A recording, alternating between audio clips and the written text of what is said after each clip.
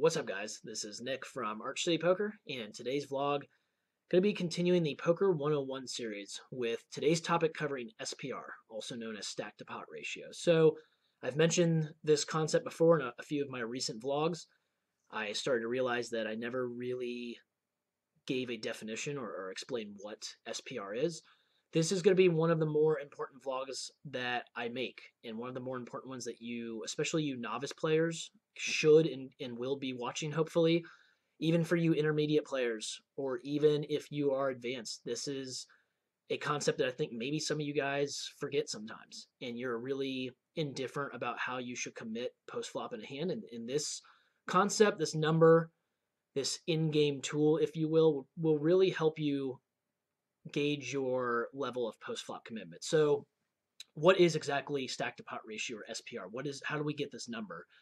You take the effective stack size divided by what's in the pot. So very simple. If you guys don't understand what I'm saying, I'll even simplify it a little more. Basically, you just take whoever is the shortest stack of the two, if we're talking about heads up pots, and you divide it by what's in the pot on the flop, essentially. You can do it on the turn too, but I'm talking about just on the flop and understanding your level of post-flop commitment at that point. So simple enough, right? Take the effective stack, divide it by what's in the pot, you get a number. Well, how do you use this number? Any SPR from 0 to 3 will allow you guys to pretty much auto commit with any type of top pair type of hand. Strong draws, obviously hands that are better than your top pair good kicker stuff. There's not a lot of room for turn and or river play, so you're going to be able to easily commit profitably right there on the flop. Hands that desire this type of SPR. Obviously, your overpairs plus will be very easily committable in those spots. But hands that maybe you guys struggle with, let's say the flop is king 4-2, and you raise pre-flop with king jack, SPR is 2. If you c-bet and get raised, you can pretty much commit automatically and profitably. There's no thought involved. You don't have to think really about range versus range interaction as much. You can just simplify your approach and say, well, the SPR is very low here. I'm decently high up in my range. It's going to be easy for me to commit. So I think that's a pretty easy example. 0 to 3, that will work better for your top pair, top kicker types of hands. Now, once you get more into middling SPRs, some players and coaches will say 3 to 6, some will say 4 to 8 generally. It doesn't really matter. This is just going to be more of a decision type of territory, like a judgment territory. It's going to be more player dependent. So let's say with your top pair, top kicker types of hands, this will be a spot against unknowns and tighter players that I don't think you can necessarily get 3 streets of value out of. You might have to check one of those streets or control the pot some way and somehow to where you're not just auto committing with a higher SPR. There's going to be obviously more money behind.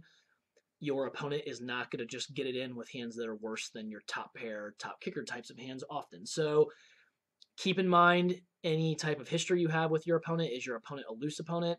The more loose your opponent, the higher the SPR can be when you commit with a one pair type of hand, or a top pair type of hand, if you will. With SPRs that are higher, so once you get around like 12, 13, 14, there's more room for creativity, there's more room for flexibility post-flop, there's more room to apply pressure, and that means more fold equity. So hands that need implied odds, hands that need fold equity will obviously be stuff like suited connectors, small to mid pairs that can flop sets. A lot of these types of hands, you need implied odds and or fold equity. So these hands do much better with higher SPRs. And a lot of situations that you guys might get yourselves into, and especially live low stakes games, if you're heads up with an opponent and you call him in position, if you realize that the SPR is around 13 and you think your opponent's range is heavy with top pair, top kicker types of hands, so like big aces, Broadway cards, you can put them in a lot of very uncomfortable spots post-flop when the SPR is higher. So I would suggest maybe understanding and knowing what the SPR is more often so you can better gauge your level of post-flop commitment, and not just your own level, but how your opponent will feel about their own hands in those spots. So keep that in mind. Obviously, with 2 pair plus, as long as there is not like obvious flushes out on the board, so your SPR, let's say you are committed with an SPR of, or let's say you have 2 pair and the SPR is like 10, then that's two pairs of very good hand no limit hold'em, and you can commit at that point. But let's say the turn brings in, the flush, and there's a flush draw on the flop. You check, your opponent pots it.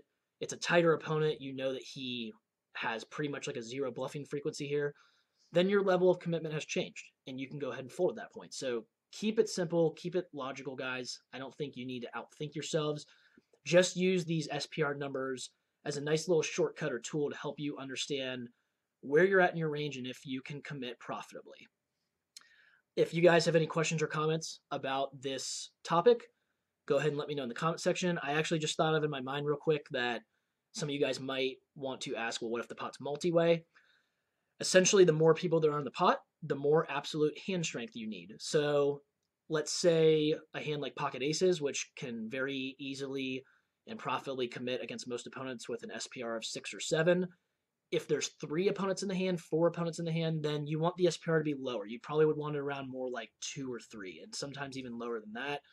You just need more absolute hand strength. So I think that makes a lot of sense. I don't think I need to dive any further into the multi-way topic of SPR, but if you guys do have any, if you have any questions or comments and need any clarification on this topic, please let me know. This is a very important concept. I think, like I said, this is going to be one of the most important vlogs I do for the Poker 101 series. So until next time, this is Nick from Arch City Poker. Take care.